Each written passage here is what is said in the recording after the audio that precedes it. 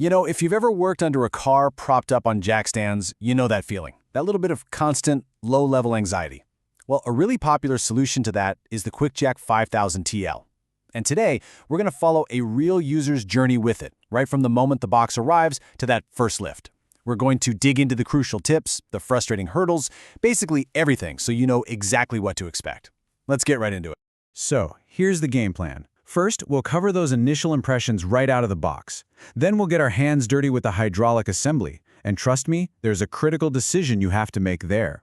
After that, we'll tackle a surprisingly confusing setup process, walk through the exact steps for a safe lift, and then the payoff. We'll see what kind of workspace this thing actually gives you. All right, let's kick things off with Section 1, the unboxing. You know, this is that moment of truth, right? Does a $2,000 lift actually feel as solid as you'd hope? Let's find out.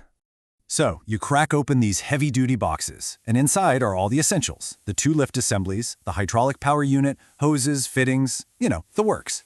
But what's really striking is the sheer amount of paperwork. I mean, you get manuals for specific car lifting points, safety guides, operation guides. It's basically a small library. And the user's immediate reaction? Total relief. The build quality just felt premium, which is exactly what you want when you've spent this kind of money. He said he deliberately avoided the cheaper knockoffs because, let's face it, when a 2-ton car is literally inches above your head, that is not the time to be cutting corners on safety. And speaking of all that paperwork, the user made this kind of funny but really sharp observation. With this mountain of manuals, the company has totally covered its bases. You know, if something goes wrong, they can just say, hey, we sent him all the literature. He was properly trained. It's not our fault if he didn't read it. Okay, moving on to Section 2, assembling the hydraulics. Now, this is where you get to do some real hands-on work, and it kicks off right away with a decision, a choice that has some pretty serious consequences down the line. So before you can even think about lifting a car, you've got to connect all those hydraulic fittings. And the manual puts you at a crossroads right away. It asks, do you use the liquid sealant they provide, or do you reach for that roll of Teflon tape that's probably sitting in your toolbox right now? And here's the dilemma. The red liquid sealant they recommend has one big major downside, a 24-hour cure time. That means you have to wait a full day before you can even use the lift. Meanwhile, Teflon tape lets you get going immediately. But, and this is a big but, QuickJack used to include Teflon tape in the box, and they stopped. So you have to ask yourself, why the change? Well, here's exactly why. If you aren't absolutely perfect when you apply that tape, tiny little shreds can break off and get sucked into the hydraulic lines. We're talking total system contamination. This was apparently causing a bunch of premature failures, which is why they switched to the liquid sealant. The takeaway here is crystal clear. A little bit of patience now is going to save you a massive, expensive headache later on. All right, Section 3. The hoses are all sealed up, and it's time to actually position the lifts under the car. Now, this should be simple, right? Well, as our user found out, the manual gets surprisingly confusing at this really critical step. And here's exactly what caused the confusion. You're looking at one diagram, and it shows the side with the QuickJack label facing the heaviest end of the car. Okay, simple enough. But then you flip a page, and another diagram shows the non-label side facing the heavy end. It's a direct contradiction. So which one is it? And like the user pointed out, if you just glance at that first diagram and get to work, you could easily set the whole thing up wrong. It's a classic case where not reading ahead could lead to a super frustrating and maybe even an unsafe situation. But look, here are the 2 simple rules that cut right through all that confusion. First, and this is the most important one, the vehicle's weight has to work against the safety lock. You don't want the weight helping it close. Second, the lockout bars have to face outward so you can actually get to them.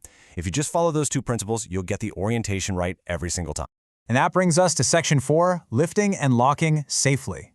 The system is assembled, it's positioned correctly. Now for the fun part. Let's walk through the step-by-step process of actually getting the car up in the air. Now, the process is very deliberate. You push the up button and hold it until you hear that really satisfying clank of the first mechanical lock engaging. Then, and this is key, you just tap the down button to settle the car's full weight onto that solid steel bar. When you want to lower it, you just do the reverse. You lift it up a tiny bit to take the pressure off, you manually disengage the lock, and then you lower the car all the way down. Okay, listen up, because this is probably the single most important safety rule. As the lift goes up, it creates this kind of open triangle shape. You never, ever reach your arm or hand through that space. I mean, if something were to fail at that moment, the consequences would be, well, you can imagine. If for some reason you can't reach the lockout bar, they give you a long metal rod for that exact purpose. Use it every time. And here is an absolutely essential pro tip from our user, something you cannot skip. Before you do your first real lift, you must bleed the air out of the hydraulic system. If you don't do this, the two ramps can actually lift at different speeds, which could make the car dangerously unstable.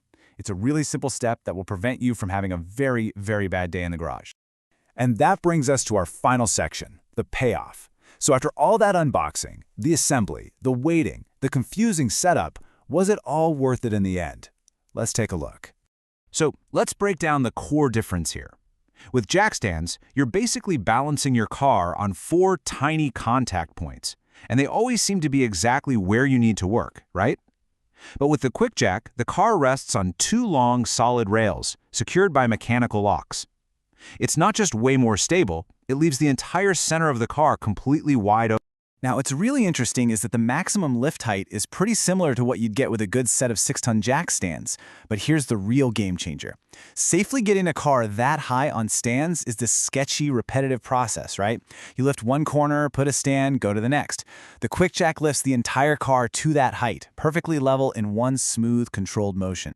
And to really test his confidence in the system, the user actually got up on the car's frame rail and started jumping on it. Yeah. His verdict after putting all 200 pounds of his weight on it? This is solid. It is not moving at all. I mean, that's a level of stability you're just never going to get from 4 individual jack stands. And this is the moment it all clicks. He slides underneath and he's just blown away by the amount of space. There are no jack stands to work around, no more contorting yourself into cramped positions. It's a totally different, or as he put it, a luxurious experience. It's the kind of thing that makes those bigger projects at home suddenly feel totally possible. So this leaves us with a final question for you to think about. Look, the investment and the setup, they definitely require some commitment. But for the serious home mechanic, is a system like this the ultimate upgrade? When you really think about the massive gains in safety, stability, and just pure workspace freedom, well, the answer starts to seem pretty clear, doesn't it?